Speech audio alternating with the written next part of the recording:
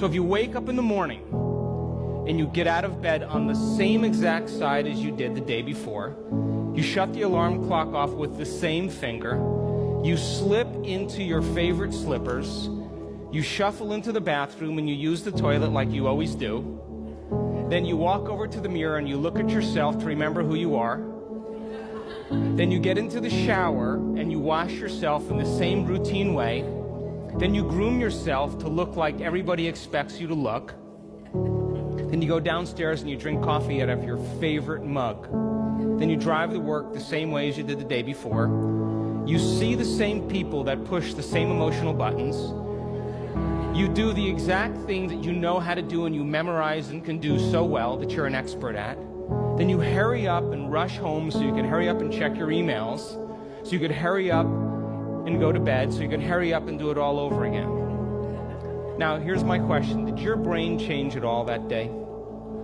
We could say that you were thinking the same thoughts, performing the same actions, that create the same experiences, that produce the same emotions, but secretly expecting something to change in your life. Would you agree? So then, as the environment turns on different circuits in your brain, you begin to think equal to your environment. As you see the same people and go to the same places and do the same things at the same time, it's the external environment that's turning on different circuits in your brain, causing you to think equal to everything that you know. And as long as you think equal to everything that's familiar and known to you, what do you keep creating more of? Same life. Now, the quantum law is still applying to you. You're just thinking equal to everything that you know, and you keep creating more of the same. To change, to truly change, is to think greater than your environment. And every great person in history knew this. Whether it was William Wallace or Mahatma Gandhi or Martin Luther King or Queen Elizabeth I or Joan of Arc, they all had a vision. They all had an idea. Couldn't see it, couldn't smell it, couldn't taste it, couldn't feel it. But it was alive in their mind. It was so alive in their mind that they began to live as if that reality was actually happening now. So can you believe in a future that you can't see or experience with your senses yet, but you've thought about enough times in your mind that your brain is literally changed to look like the event has already happened? Neuroscience says it's absolutely possible. Now, your personality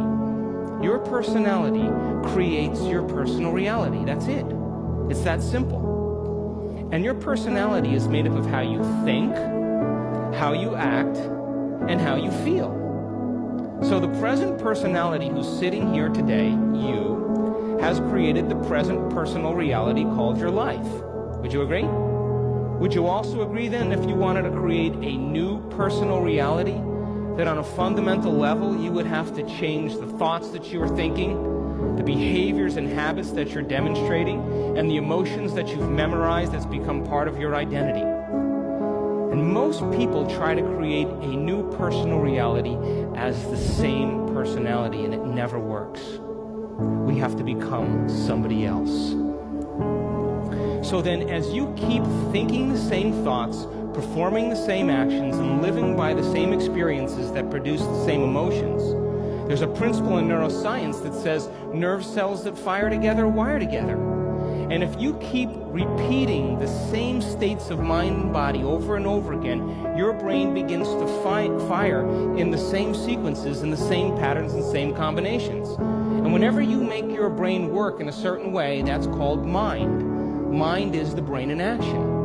So as you remind yourself every day who you think you are, you're causing your brain to fire in the exact same ways. And as they fire and wire in the same patterns over time, the brain moves into a very finite signature, and that's called your personality.